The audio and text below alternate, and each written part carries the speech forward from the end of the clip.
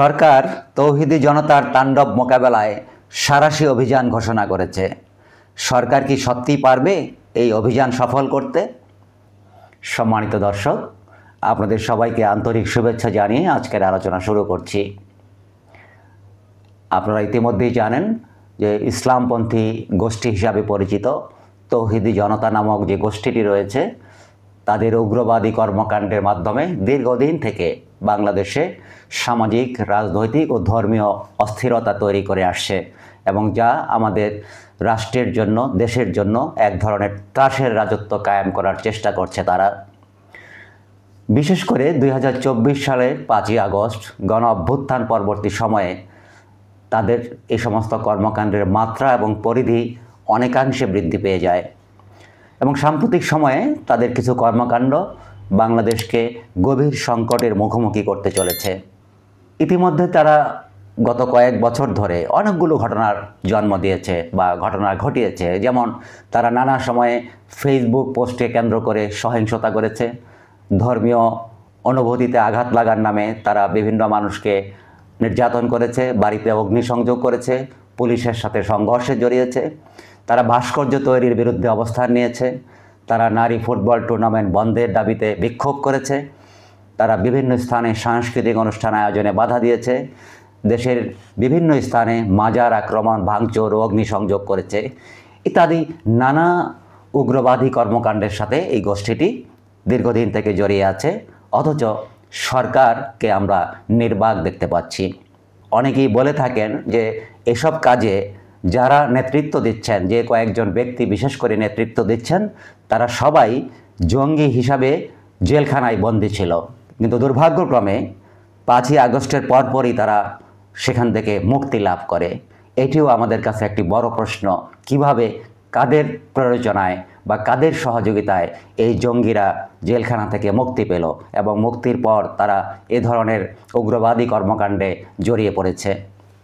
অনেকেই বলে থাকেন যে ইসলামী কিছু দল, যেমন বাংলাদেশ জামাতে ইসলাম কিংবা হেফাজতে ইসলাম, তাদের সাথে সাধারণত তৌহিদি জনতার সরাসরি কোনো সম্পর্ক নেই।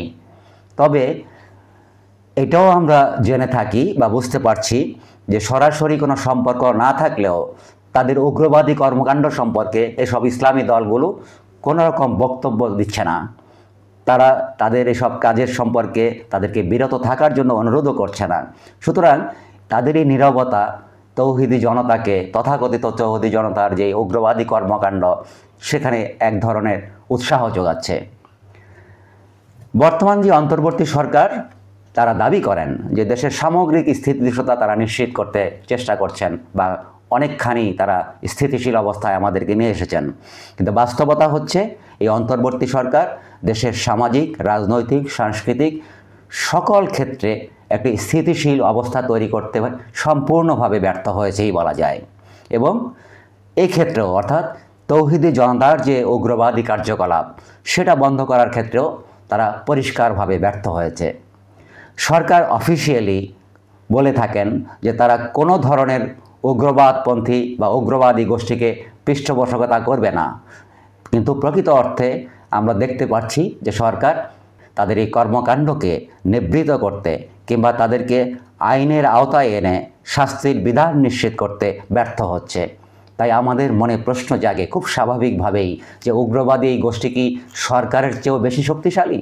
অন্যান্য আইনশৃঙ্খলা বাহিনীর সাথে ম্যাজিস্ট্রেসি ক্ষমতা নিয়ে সেনাবাহিনীর সদস্যরাও মাঠে আছেন আইনশৃঙ্খলা বিরোধী কার্যক্রম মোকাবেলার জন্য এবং তাদের এই ম্যাজিস্ট্রেসি পাওয়ার দফায় দফায় বৃদ্ধি করা হচ্ছে, কিন্তু কাজের কাজ সেখানে কিছুই হচ্ছে না। তবে কি আমরা ধরে নিতে পারি যে এ বিষয়ে সরকার এবং আইনশৃঙ্খলা বাহিনীর সদিচ্ছার অভাব রয়েছে, নাকি সরকারের ভেতরের কোনো অংশ এর পৃষ্ঠপোষকতা করছে, অথবা গোয়েন্দা তৎপরতার সীমাবদ্ধতা রয়েছে? আমাদের দেশের যে গোয়েন্দা সংস্থাগুলো রয়েছে, তারা কি এই তৌহিদি জনতার কর্মকাণ্ড সম্পর্কে অগ্রিম কোনো তথ্য সরকারকে দিতে পারছেন না, নাকি ইচ্ছা করেই দিচ্ছেন না? কিংবা আইনশৃঙ্খলা রক্ষাকারী বাহিনীর সামর্থ্যের অভাব, তৌহিদি জনতাকে তারা রুখে দেওয়ার জন্য যে শক্তি এবং সামর্থ্য এবং যে মনোবল দরকার, সেখানে কি কোনো ঘাটতি আছে? অথবা এমনও কি হতে পারে যে কোনো অসৎ উদ্দেশ্য সাধনের জন্য, জনগণের দৃষ্টি ভিন্ন দিকে প্রবাহিত করার জন্য সরকারের একটি অপচেষ্টা, যা বিগত সরকার হরহামেশাই করেছে। আমাদের মনে এই সন্দেহের কারণ, এ পর্যন্ত সরকার তৌহিদি জনতার অপকর্মের বিরুদ্ধে দৃশ্যমান কোনো ব্যবস্থা তারা নিতে পারেনি কিংবা নেয়নি। আমি একটু আগেই যে বলেছি, তারা বিভিন্ন সময়ে বিভিন্ন জায়গায় যে অপকর্মগুলি করেছে এবং সাম্প্রতিককালে বাউল শিল্পীদেরকে কেন্দ্র করে তাদের যে তাণ্ডব, সেখানেও সরকার কোনো কার্যকর ব্যবস্থা নিতে পারেনি। বরং যে বাউল শিল্পীকে তৌহিদি জনতা আক্রমণ করেছে তাকেই বরং জেলখানায় বন্দী করা হয়েছে এবং তার পরিবারের পক্ষ থেকে যখন থানায় মামলা করার চেষ্টা করা হয়েছে, সেখানেও থানা থেকে কোনো সহযোগিতা পাওয়া যায়নি বলে বিভিন্ন সূত্রে আমরা জানতে পারছি। অতি সম্প্রতি তৌহিদি জনতার অপকর্মের সাথে জড়িতদের আইনের আওতায় আনার জন্য সরকার সাঁড়াশি অভিযান ঘোষণা করেছে।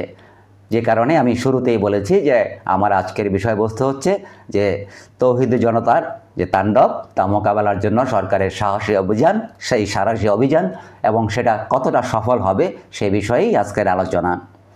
আমরা যখন শুনি যে সরকার এরকম একটি ঘোষণা দিয়েছে যে এখন থেকে এই সমস্ত মানুষদেরকে যারা নানা উগ্রবাদী কর্মকাণ্ড ঘটাচ্ছে তাদেরকে আইনের আওতায় এনে যথাযথ বিচারের মাধ্যমে তাদেরকে শাস্তি নিশ্চিত করা হবে এবং এই ধরনের কর্মকাণ্ড থেকে যাতে তারা বিরত থাকে সেই ব্যবস্থা গ্রহণ করার জন্য সাঁড়াশি অভিযান পরিচালনা করা হবে।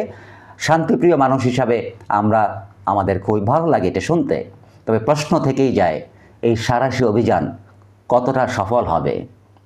সত্যিই কি আমরা তৌহিদি জনতার এই তাণ্ডব লীলা থেকে মুক্তি পাব, নাকি এটা শুধুমাত্র আমাদেরকে এক ধরনের সান্ত্বনা দেবার জন্যই বরাবরের মতো সরকার এই সাঁড়াশি, তথাকথিত সাঁড়াশি অভিযানের কথা বলছে? আমি যেমন একটু আগেই বলেছি যে মাঠে তো সেনাবাহিনীর সদস্যরা রয়েছে, অন্যান্য আইন শৃঙ্খলা বাহিনীর সদস্য রয়েছে, তবে কেন তারা তাদেরকে দমন করতে পারছে না? তাই আমাদের সন্দেহ হয় যে হয়তোবা এটি আরেক ধরনের সান্ত্বনা। তাই এখন আমাদের অপেক্ষার পালা যে সরকারের এই সাঁড়াশ কতটা শক্তিশালী তা দেখার জন্য। আজকের আলোচনা এখানে শেষ করছি। তবে আলোচনা একেবারে শেষ করার আগে আপনাদেরকে, বিশেষ করে যে সমস্ত দর্শক আমাদের এই চ্যানেলটি নিয়মিত দেখছেন, আমাদের আলোচনা শুনছেন, আমাদের চ্যানেলের বিভিন্ন বিষয়ে আপনারা মতামত প্রদান করছেন কমেন্টের মাধ্যমে, আপনারা শেয়ার করছেন, লাইক করছেন, এতে সত্যি আমরা অনেক বেশি উৎসাহ বোধ করছি এবং আশা করি আপনাদের এই ভালোবাসা আমাদের এই চ্যানেলের জন্য অব্যাহত থাকবে, যাতে আমরা ধীরে ধীরে আরও অনেক বিষয়ে পর্যালোচনা আপনাদের সামনে নিয়ে আসতে পারি। আজকের আলোচনার বিষয়ে যদি আপনাদের কোনো মতামত থাকে তবে কমেন্টের মাধ্যমে শেয়ার করতে পারেন, লাইক করতে পারেন, এবং যারা এখনও আমাদের চ্যানেলটি সাবস্ক্রাইব করেননি তারা সাবস্ক্রাইব করে আমাদের সঙ্গে থাকতে পারেন। অসংখ্য ধন্যবাদ সবাইকে।